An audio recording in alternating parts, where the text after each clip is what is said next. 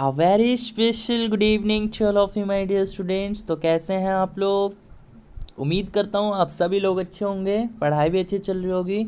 दोस्तों, आज की क्लास में हम लोग इंग्लिश का एक मॉक टेस्ट लगाएंगे और इस मॉक टेस्ट में कॉमन एरर से भी क्वेश्चंस रहेंगे, एंटोनिम से भी रहेंगे, सिनोनिम से भी रहेंगे और वन वर्ड सब्स्टिट्यूशन से भी क्वेश्चंस रहेंगे, है ना। तो आज का जो मॉक टेस्ट होगा इंग्लिश का वो एकदम एग्ज़ाम वाला फील देगा। जैसा कि आप सभी स्टूडेंट जानते होंगे कि आप लोग के एग्ज़ाम में इंग्लिश सेक्शन से 15 क्वेश्चंस पूछे जाते हैं और काफ़ी बच्चे को पता भी नहीं होता है कि क्वेश्चंस कहाँ से आते हैं। ग्रामर से कितना क्वेश्चंस पूछा जाता है, वोकैबुलरी में कितना क्वेश्चंस पूछा जाता है, वोकैबुलरी में क्या क्या पढ़ना है, क्या क्या नहीं पढ़ना है। तो आज का जो इंग्लिश सेट है, अगर आप लोग उस सेट को कंप्लीट कर लेते हो तो यकीनन आप लोग जो है एग्ज़ाम में बहुत अच्छा कर सकते हैं। क्योंकि अगर आप लोग बोलिएगा, जैसे आज का सेट मैं करवाऊंगा, अगर आप लोग को अच्छा लगेगा तो आप लोग बोलिएगा, अपना फीडबैक दीजिएगा, तो मैं 10 से 15 सेट आपको एग्ज़ाम के पहले करवा दूंगा, ठीक है। तो चलिए बच्चों, आज की क्लास को स्टार्ट करते हैं। तो क्लास को स्टार्ट करने से पहले यदि आप लोग इस चैनल पे नए हो, पहली बार हो, तो इस चैनल को सब्सक्राइब कर लो और बेल आइकन को हिट कर लो। और दोस्तों, यदि अभी तक आप हमारे टेलीग्राम ऐप से नहीं जुड़े हैं तो आप लोग टेलीग्राम ऐप से भी जुड़ जाइए। वहाँ पर आपको क्लास का PDF मिलता है और साथ ही साथ जो है क्लास से रिलेटेड जो भी इन्फॉर्मेशन है, क्लास कब से होगा नहीं होगा, या फिर एग्ज़ाम से रिलेवेंट कुछ भी चीज़ है जो अपडेट आता है, नोटिस आता है, वहाँ भी जो है आपको अपडेट कर दिया जाता है। तो आप लोग अभी जाइए और हमारे टेलीग्राम ऐप से भी जुड़ जाइए। इसके लिए क्या करना होगा, आपको जाना होगा टेलीग्राम ऐप पे और वहाँ सर्च करना होगा स्टडी विद रितेश और हमारे टेलीग्राम ग्रुप से भी ज्वाइन हो जाना होगा। तो चलिए बच्चों, आज की क्लास को स्टार्ट करते हैं। तो चलिए स्टूडेंट, पहला क्वेश्चन आपकी स्क्रीन पे।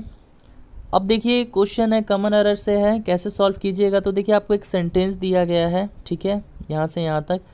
अब इस सेंटेंस में कहाँ एरर नज़र आ रहा है आपको, कहाँ गलत नज़र आ रहा है। मान लीजिए आप लोगों ने सेंटेंस को रीड किया तो आपको इस वाले पार्ट में एरर नज़र आता है तो आंसर ए हो जाएगा, ए पे टिक कर देना है। अगर आपको सेंटेंस में यहाँ से यहाँ तक के बीच में कोई एरर नज़र आता है तो आंसर क्या दे देना है, पार्ट बी आंसर दे देना है, ठीक है।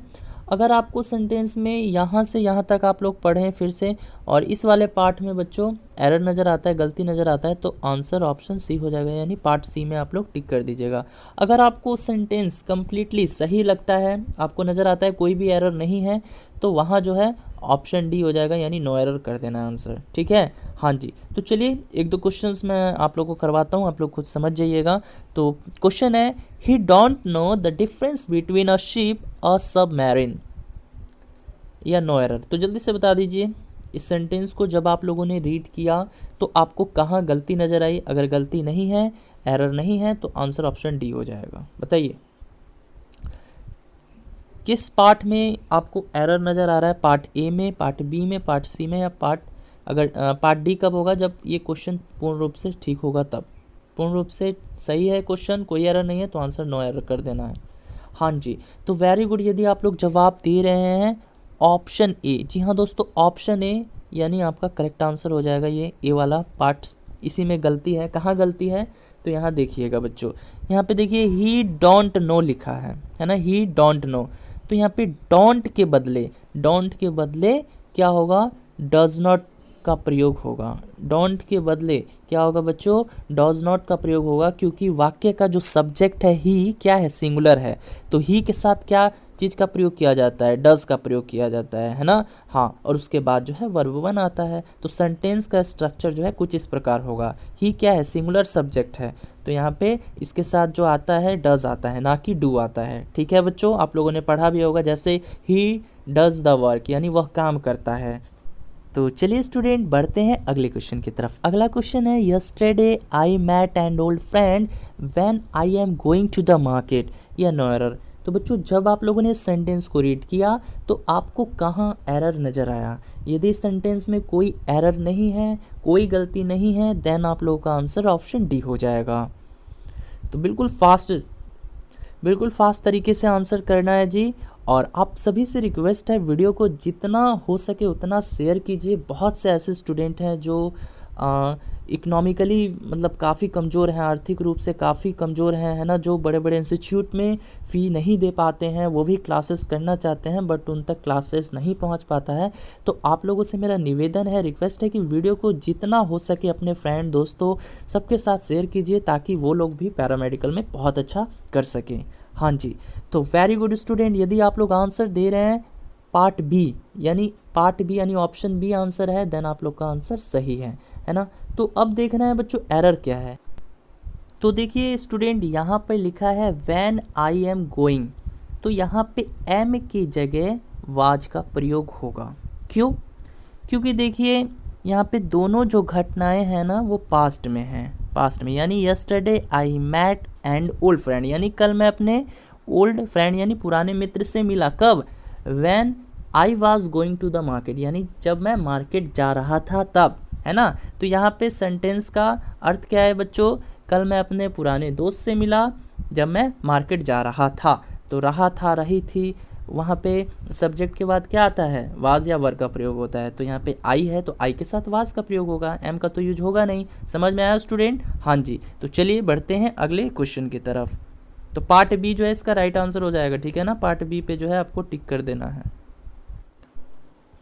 चलिए स्टूडेंट, अगला प्रश्न है Congress dissidents and many members of the opposition has mounted a big campaign to have the president renominated. तो देखिए आपको इस सेंटेंस में कहाँ गलत नज़र आता है, यानी आपने जब इस सेंटेंस को रीड किया तो आपको कहाँ एरर नज़र आया। यदि पार्ट ए में गलत नज़र आया है कोई भी चीज़ तो पार्ट ए आंसर हो जाएगा। यदि आप लोग को पार्ट बी में गलत नज़र आता है कुछ भी तो पार्ट बी आंसर हो जाएगा। यदि आपको पार्ट सी में गलत नज़र आता है पार्ट सी आंसर हो जाएगा। यदि सेंटेंस पूर्ण रूप से सही नज़र आता है देन आप लोग का आंसर ऑप्शन डी हो जाएगा। तो वेरी गुड स्टूडेंट, यदि आपका आंसर ऑप्शन बी है, ऑप्शन बी, देन आप लोग का आंसर सही है। तो देखिए यहाँ पे has mounted a big campaign, इसी में कहीं ना कहीं गलती है। गलती क्या है स्टूडेंट? तो यहाँ देखिए हैज़ के बदले, ध्यान दीजिएगा, यहाँ पे हैज़ के बदले हैव का प्रयोग होगा। क्यों होगा? क्योंकि वाक्य का जो सब्जेक्ट है Congress dissidents and many members, ये क्या है? ये प्लूरल नंबर में है, प्लूरल नंबर में है। तो यहाँ हैज़ के बदले क्या होगा? हैव का प्रयोग होगा, ठीक है ना। हाँ जी, तो चलिए बढ़ते हैं अगले क्वेश्चन की तरफ, तो ये ध्यान देना है आपको। चलिए स्टूडेंट, अगला प्रश्न है please explain to me how is a digital computer different from an analogue computer. या नो एरर, जल्दी से बता दीजिए। जब आप लोगों ने इस सेंटेंस को रीड किया तो आपको कहाँ एरर नज़र आया स्टूडेंट? क्वेश्चन है, ध्यान से पढ़िएगा। Please explain to me how is a digital computer different from an analogue computer. बिल्कुल फास्ट। तो जी हाँ दोस्तों, यदि आप लोग आंसर ऑप्शन बी दे रहे हैं देन आप लोग का आंसर सही है। तो देखिए यहाँ पे एरर है, how is a digital computer different, इसी वाले पार्ट में एरर है। क्या एरर है? तो बच्चों यहाँ पे ध्यान देना है, इज का प्रयोग होगा ना वो अ डिजिटल कंप्यूटर के बाद होगा। क्यों? क्योंकि वाक्य जो है असर्टिव में है, असर्टिव, ठीक है। हाँ, तो वाक्य जो है असर्टिव में है तो यहाँ पे क्या हो जाएगा? यहाँ पे हो जाएगा how a digital computer is different from an analogue computer. आई बात समझ में? तो यहाँ हाउ के बाद इज का प्रयोग नहीं करना है, ये डिजिटल कंप्यूटर के बाद इज का प्रयोग करना है। तो सेंटेंस किस तरह से हो जाएगा? Please explain to me how a digital computer is a different from an analogue computer, ठीक है। हाँ जी, चलिए बढ़ते हैं अगले प्रश्न की तरफ। चलिए स्टूडेंट, अगला प्रश्न है the secretary and treasurer were not present at today's meeting. या नो एरर, तो जल्दी से बता दीजिए किस पार्ट में एरर नज़र आ रहा है आपको। देखिए स्टूडेंट, सेम टू सेम हूबहू ऐसे ही क्वेश्चंस आपको पैरामेडिकल के एग्ज़ाम में देखने को मिल जाएंगे। यही कॉन्सेप्ट, यही रूल रहेगा। तो यदि आप लोग क्लास को अच्छे तरीके से कर रहे हैं, एकदम प्रॉपर तरीके से पढ़ रहे हैं तो यकीनन आपका रिजल्ट होना ही होना है ना। तो जल्दी से बता दीजिए किस पार्ट में एरर है।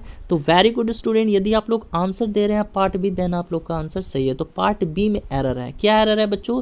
तो यहाँ वर की जगह वाज, देखिए इसको वेयर पढ़ते हैं आप लोग लेकिन वर कहा जाता है इसको, ठीक है। तो यहाँ वर की जगह वाज का प्रयोग होगा। क्यों होगा? अब ध्यान से सुनना है बच्चों। यहाँ पे लिखा हुआ है सब्जेक्ट क्या है? The secretary and treasure. तो बच्चों आपको लग रहा होगा कि यहाँ दो सब्जेक्ट है, यानी द सेक्रेटरी और एक ट्रेजर। तो ऐसा नहीं है, यहाँ पे ये जो है ना दोनों एक ही लोग हैं, यानी जो सेक्रेटरी है वही ट्रेजर भी है ना, और ये एंड से जुटे हुए हैं, यानी द सेक्रेटरी एंड ट्रेजर। तो बच्चों यहाँ पे एक ही व्यक्ति का बोध हो रहा है, ठीक है, यानी जो सेक्रेटरी है वही ट्रेजर भी है।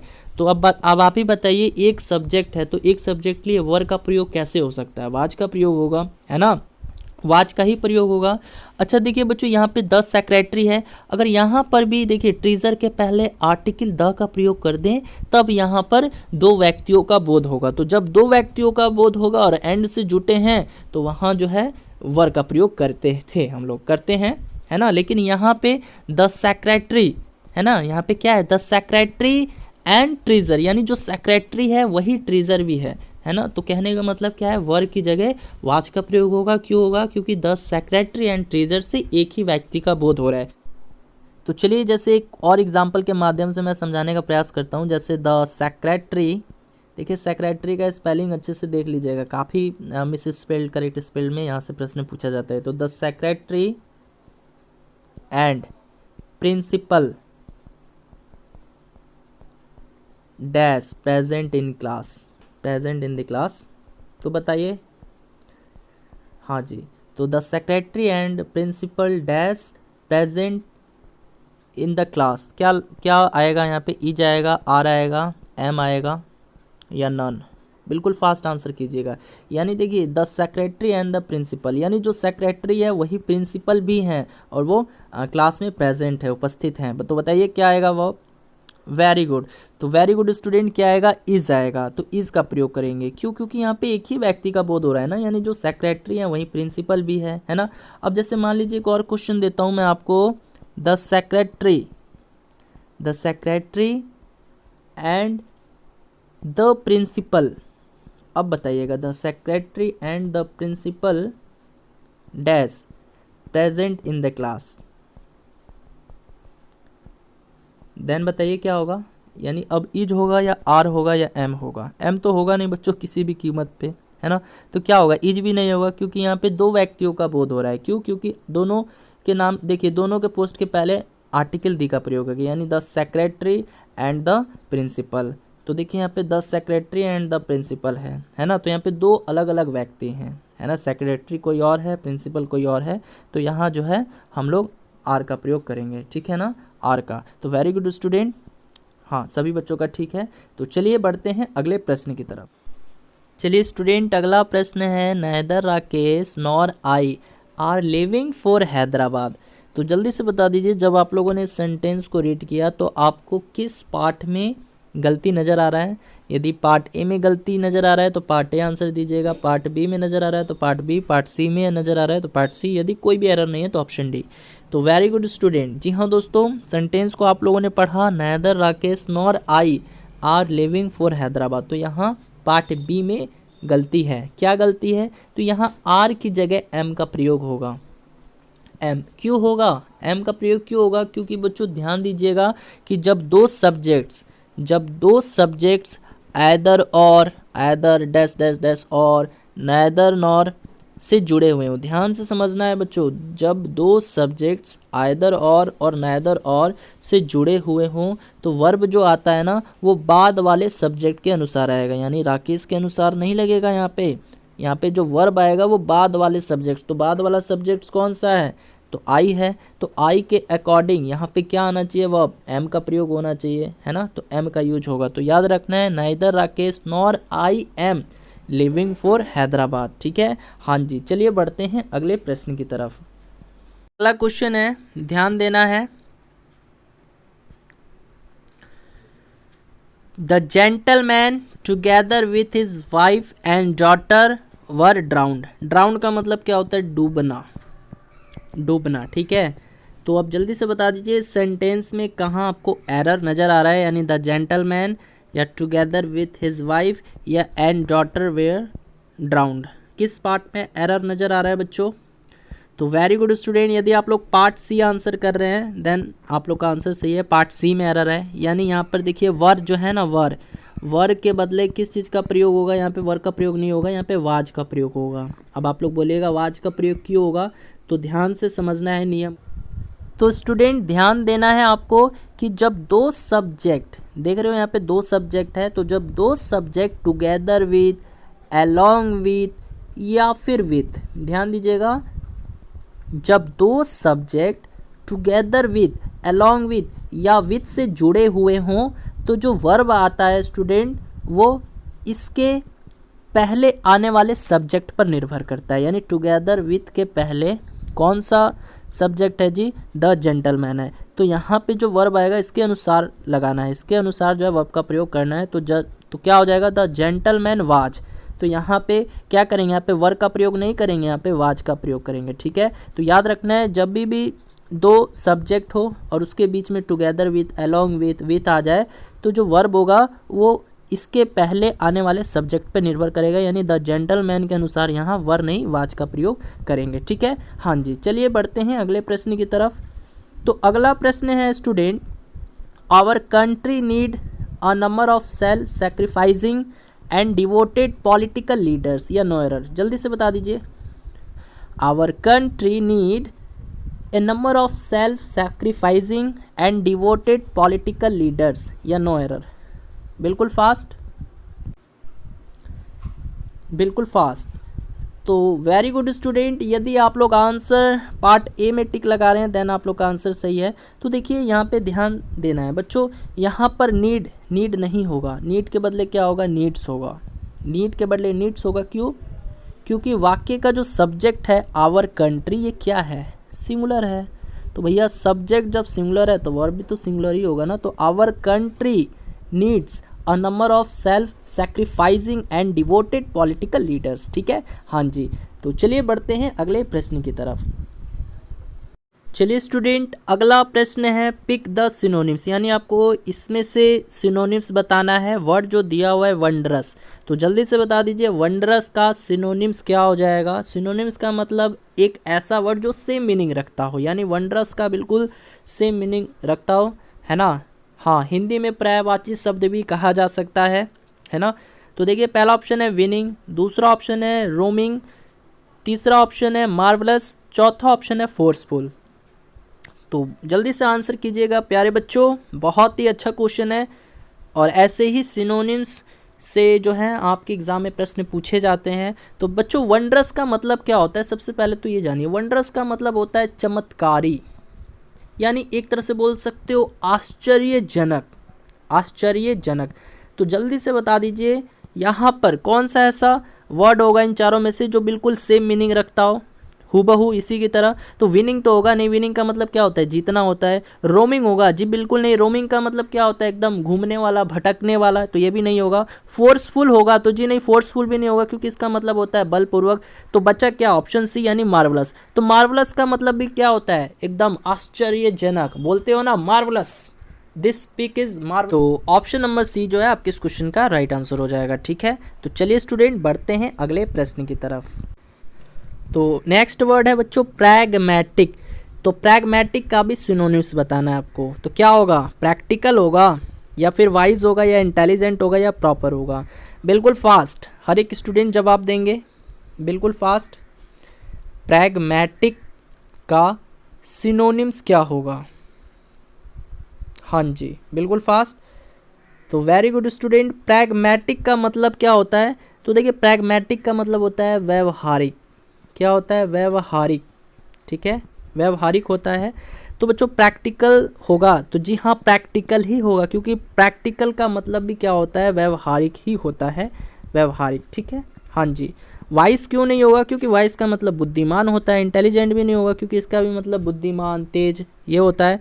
और प्रॉपर का मतलब क्या होता है, उचित होता है, तो ये भी नहीं होगा। तो प्रैग्मैटिक का मतलब व्यवहारिक और प्रैक्टिकल का भी मतलब व्यवहारिक, यानी ये एक दूसरे के सिनोनिम्स है। तो ऑप्शन ए जो है आपके इस क्वेश्चन का करेक्ट आंसर हो जाएगा, ठीक है। चलिए बढ़ते हैं अगले क्वेश्चंस की तरफ। चलिए स्टूडेंट अगला क्वेश्चन है वन वर्ड सब्स्टिट्यूशंस, ठीक है। यहाँ से भी क्वेश्चंस पूछे जाते हैं, ठीक है। तो क्वेश्चन है student one who goes on foot, यानी जो पैदल चलता हो उसको एक शब्द में क्या कहेंगे, पेडेस्ट्रियन या कोरियोग्राफर, ओमनिवोरस या इन्फेंटिसाइड? जल्दी से जवाब दीजिएगा स्टूडेंट। बिल्कुल fast. One who goes on foot, यानी जो पैदल चलता हो उसको क्या कहेंगे? पैदल यात्री बोलते हैं। इंग्लिश में क्या बोलते हैं? तो वेरी गुड स्टूडेंट, क्या होगा आंसर? Option A. जी हाँ दोस्तों, ऑप्शन नंबर ए जो है राइट आंसर हो जाएगा, यानी पेडेस्ट्रियन कहेंगे। हिंदी में क्या कहते हैं? पैदल यात्री, पैदल यात्री। ठीक है। अब बाकी के ऑप्शंस की बात करें, कोरियोग्राफर। कोरियोग्राफर कौन होता है? वन हु टीचेस डांसिंग, यानी जो डांसिंग सिखाता हो उसको कोरियोग्राफर कहते हैं। ओमनिवोरस, ओमनिवोरस किसको कहते हैं? ओमनिवोरस का मतलब होता है सर्वाहारी, यानी वन हु इट्स एवरीथिंग। लिखना चाहो तो लिख सकते हो, वन हु, देखिए सब लिखवा देता हूँ, ठीक है। कोरियोग्राफर का लिख सकते हो वन हु टीचेस डांसिंग, यानी जो डांसिंग सिखाता हो। डांसिंग सीखे हो कभी? काफ़ी बच्चे सीखते हैं डांसिंग, है ना। तो उसको क्या कहते हैं? जो डांसिंग सिखाता है कोरियोग्राफर कहते हैं, ठीक है। हाँ जी। ओमनिवोरस का बात है तो ओमनिवोरस किसको कहते हैं? वन हु इट्स एवरीथिंग, यानी जो सब चीज़ खाता हो, सर्वाहारी हो वो व्यक्ति। वन हु इट्स एवरीथिंग, सब चीज़ खाता हो, है ना, सब चीज़, तो उसे ओमनिवोरस यानी सर्वाहारी कहेंगे, ठीक है। हाँ जी। अब इसके बाद बात करेंगे इन्फेंटिसाइड की। इन्फेंटिसाइड का मतलब क्या होता है बच्चों? इन्फेंटिसाइड का मतलब होता है मर्डर ऑफ इन्फेंट, मतलब शिशु हत्या, यानी जो शिशु की हत्या कर देता हो। मर्डर ऑफ एन इन्फेंट, जो शिशु की हत्या कर देता हो। इन्फेंट का मतलब क्या होता है? शिशु। और साइड का मतलब मैं बताया था टू किल। तो मर्डर ऑफ एन इन्फेंट क्या बोलेंगे? इन्फेंटिसाइड बोलेंगे, है ना। चलिए बढ़ते हैं अगले क्वेश्चन की तरफ। स्टूडेंट एंटोनिम्स बताना है और वर्ड है एक्सटसी। एक्सटसी, इसका आपको एंटोनिम्स बताना है, यानी जिसको हिंदी में विलोम शब्द कहते हैं। तो जल्दी से बताइए। एक्सटसी, अनहैप्पीनेस होगा, रिग्रेट होगा, साइलेंट होगा या डिप्रेशन होगा? बिल्कुल फास्ट।